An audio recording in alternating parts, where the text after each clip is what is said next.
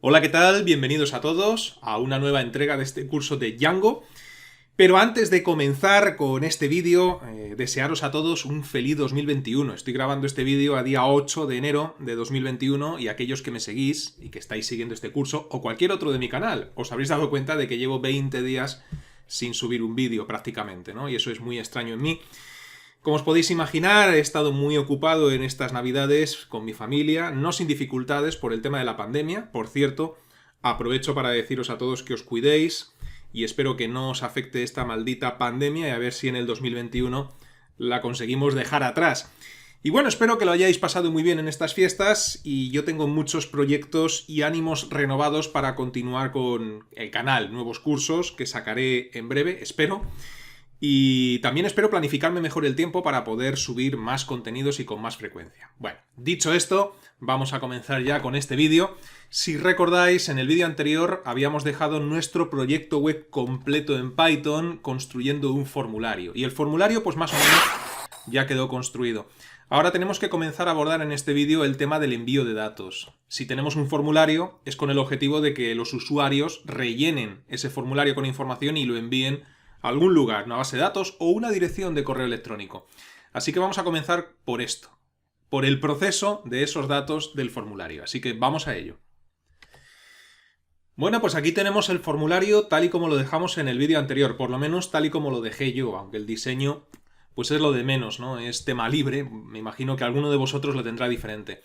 Bueno, pues ahora se trata de que la información que introduce el usuario se envíe a algún sitio. Recordaros que ya las últimas versiones de los navegadores, Firefox, Chrome, Edge, etc., vienen con una validación por defecto que la da el estándar HTML5, ¿no? Es decir, si nosotros pretendemos enviar la información sin rellenar nada, pues nos dice que rellenemos primero los campos, ¿no?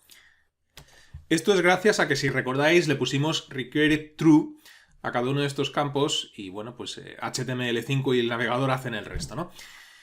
Bueno, ¿cómo enviar esta información? Primero tenemos que capturar la información, tenemos que ser capaces de ver qué es lo que ha introducido el usuario pues en cada uno de los cuadros de texto, nombre, email y contenido en nuestro caso. ¿Y eso cómo lo hacemos?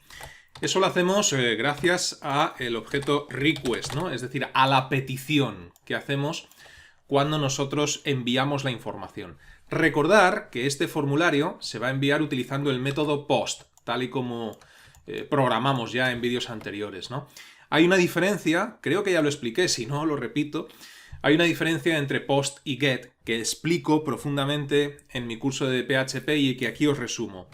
Una de las características, o una de las diferencias, mejor dicho, una de ellas, hay más, pero una de las diferencias entre get y post es que con get pasamos la información de una web a otra utilizando la URL como vehículo de transporte, mientras que con post lo hacemos de manera transparente, es decir, esa información no se ve. Lógicamente, lo suyo es que en un formulario de estas características la información se pase por post, utilizando el método post, sobre todo porque tenemos aquí un cuadro de texto contenido en el cual el usuario puede introducir mucha información. Pasar todo eso a través de la URL puede ser, primero, poco elegante y segundo, la URL tiene un límite en cuanto a información que puedes pasar por aquí, no recuerdo cuál es, ¿no? Entonces, eso es lo primero que tenemos que tener en cuenta, que la información se envía por post. ¿Y cómo se envía? ¿Cómo envía Python, cómo envía Django la información a través de este método? Pues con un diccionario. Es decir, cuando el usuario rellena el formulario y le da el botón de enviar, la información de ese formulario se almacena en un diccionario y se enviará en ese formato, ¿no? Podemos hacer una prueba para que lo veáis. Si nosotros en el template de nuestro formulario, contacto HTML en mi caso, en cualquier punto de la página, yo lo voy a hacer por ejemplo aquí al final, pues hacemos lo siguiente, request, bien escrito si puede ser, punto post, con doble llave de apertura y cierre, pues con esto vamos a conseguir ver detrás de nuestro formulario pues la información que el usuario ha introducido en el mismo, ¿no? Si guardamos cambios, vamos aquí a nuestro formulario, actualizamos y ahora pues introducimos cualquier cosa, por ejemplo esto, y pulsamos el botón de enviar. Fijaos entre comillas, ¿no? Porque por el fondo que le hemos dado a la página o por el fondo que le he dado yo no se ve muy bien, ¿no? Voy a hacer una cosa para que lo podáis ver mejor. Vamos a poner aquí, por ejemplo, un P style, voy a poner el texto en blanco, ¿no? Para que lo podamos ver mejor. Igual a comillas, color, dos puntos, y aquí pues vamos a coger un marrón, no, hombre. Vamos a coger un blanco. Mira, un snow. Muy al caso porque está nevando en el momento de grabar este vídeo en media España. Y bueno, pues si hacemos esto, aquí cerramos el P, pero la etiqueta de cierre se tiene que cerrar después del request post. Bueno, pues si hacemos esto lo conseguiremos ver en color blanco. Guardo cambios, vuelvo al navegador, actualizo, reenvío, y ahora, como podéis ver, es aquí donde tenemos un diccionario. Fijaos, aquí se abre la llave, aquí se cierra la llave del diccionario, y fijaos como aquí tenemos las parejas clave-valor, nombre y el valor, la información que el usuario introdujo en la casilla de nombre, email, lo que se introdujo en email, y contenido, lo que se introdujo en contenido. Así que, bueno, pues ya veis que esto en realidad se está guardando en un diccionario. Y sabiendo esto, pues con los conocimientos que deberíais de tener de Python, si estáis haciendo este curso, ya podremos rescatar esta información.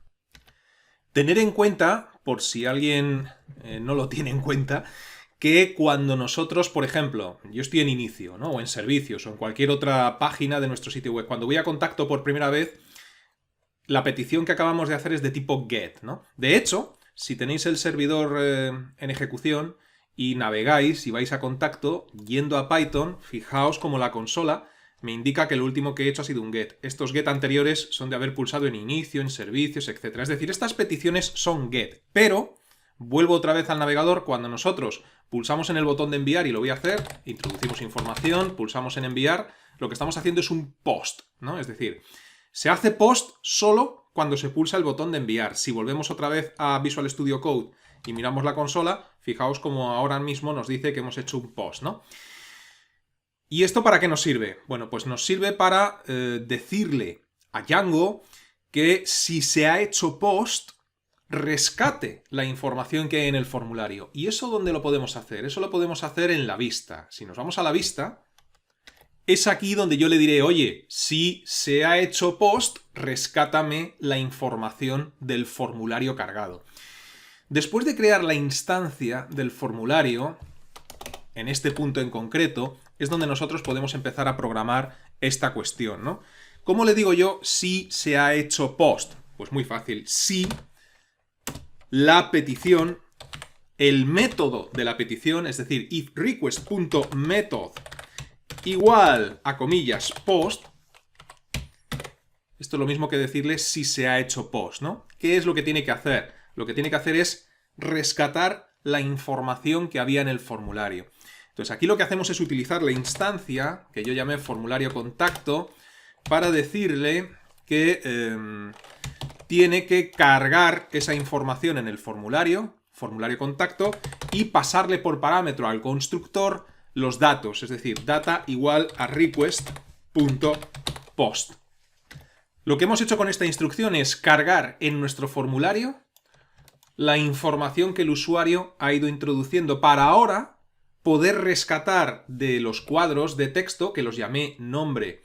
Eso podemos verlo aquí, ¿no? ¿Cómo llamé yo a esos cuadros? Nombre, email y contenido. También lo podemos ver, lógicamente, en el archivo forms.py. Los llamé nombre, email y contenido. Entonces, lo que hacemos ahora, una vez que hemos cargado esa información en el formulario, es decirle que si el formulario es válido, es decir, que si se ha rellenado el nombre, se ha rellenado el email, si se han rellenado todos los campos para que no salte la validación, es decir, si el formulario de contacto es válido, .isValid, bueno, pues si esto es verdad, si se han rellenado todos los campos y están bien, me vas a guardar en una variable nombre request.post.get lo que tenemos en el cuadro nombre, es decir, aquí, entre comillas, lo que tenemos ahí. Lo mismo para el email y lo mismo para el contenido. Así que para no tener que escribir tanto, voy a copiar esta instrucción, la pego debajo un par de veces más, y aquí pues hago lo mismo con email y me rescatas lo que tengo en email y aquí pues creo una variable a la que llamo, por ejemplo, contenido y me rescatas lo que tengo en contenido. Bien, pues cuando el usuario pulsa en el botón de enviar, se hace una petición de tipo post y lo que hacemos en la vista es rescatar esa información y almacenarla en nombre, en email y contenido. Si guardamos cambios y probamos esto, pues evidentemente no debería de ocurrir nada, pero ya estaría almacenada ahí la información. Visual Studio Code me señala estos datos, estas variables, porque no las he utilizado todavía para nada, pero bueno, la información está almacenada ahí, ¿no? Si vamos al navegador, aquí pues voy a pulsar en inicio, me voy a contacto y ahora aquí en contacto, fijaos que el diccionario está vacío porque todavía no hay nada de información. Si yo aquí introduzco nombre, apellido y un contenido, pues pulsando en el botón de enviar, bueno, pues aquí fijaos cómo aparece la información en el diccionario y no ocurre nada más. Fijaos cómo carga la información después de haber hecho el post y todo ha debido de salir bien, ¿no? Es decir, yo ahora mismo tengo, aunque no lo vemos, en una variable nombre, mi nombre, en la variable apellido, mi apellido y en la variable contenido, mi contenido. Claro, cuando el usuario pulsa el botón de enviar, debería de obtener un feedback, ¿no? Que es lo que ocurre en todas las páginas web. Es decir, un mensaje que le diga, pues oye, has enviado la información correctamente, en cualquier punto. Vamos a hacerlo, por ejemplo, aquí arriba. La información se envió correctamente. ¿Cómo conseguimos eso? Bueno, pues tener en cuenta que cuando el usuario hace clic en el botón de enviar y se produce el post, hay una recarga de página. Me imagino que esto lo sabréis, ¿no? Es decir, cada vez que le damos al botón de enviar, la página se recarga con la información introducida en el formulario, ¿no? Así que al recargarse la página, eso quiere decir que después de hacer todas estas líneas de código, después de ejecutar este código, aquí se produce una recarga. Lo que podemos hacer es enviar a esa recarga de contacto HTML, que es nuestro formulario, enviarle un parámetro. Y eso tendrá que estar dentro del if, ¿no? Es decir, si dentro de este if nosotros somos capaces de enviarle a contacto.html un parámetro, quiere decir que si todo ha ido bien, esta página, cuando recargue, va a recibir un parámetro, una palabra. Pues, por ejemplo, puede ser correcto, válido, ok o lo que queráis, ¿no? Y una vez que hemos hecho eso, lo que podemos hacer es, en nuestro template, en contacto.html, decirle que cuando cargue esta página por get, porque el post ya se hizo al pulsar el botón de enviar, cuando se produzca la recarga en el get, solo si se ha recibido ese parámetro que le hemos enviado desde la vista, que quiere decir que ya se ha enviado la información, solo en ese caso que nos ponga un mensaje y en caso contrario que no nos ponga nada. Esa es la manera de diferenciar si esta página de contacto se está cargando por primera vez o se está cargando después de haber hecho un post, después de haber enviado la información del formulario. En el caso de que se esté cargando después de haber hecho el envío de la información, entonces que nos ponga aquí el mensaje, ¿no? Bueno, pues vamos por pasos. En primer lugar, ¿cómo consigo yo pasarle, después de haber hecho todas estas operaciones, a contacto HTML un parámetro en la recarga?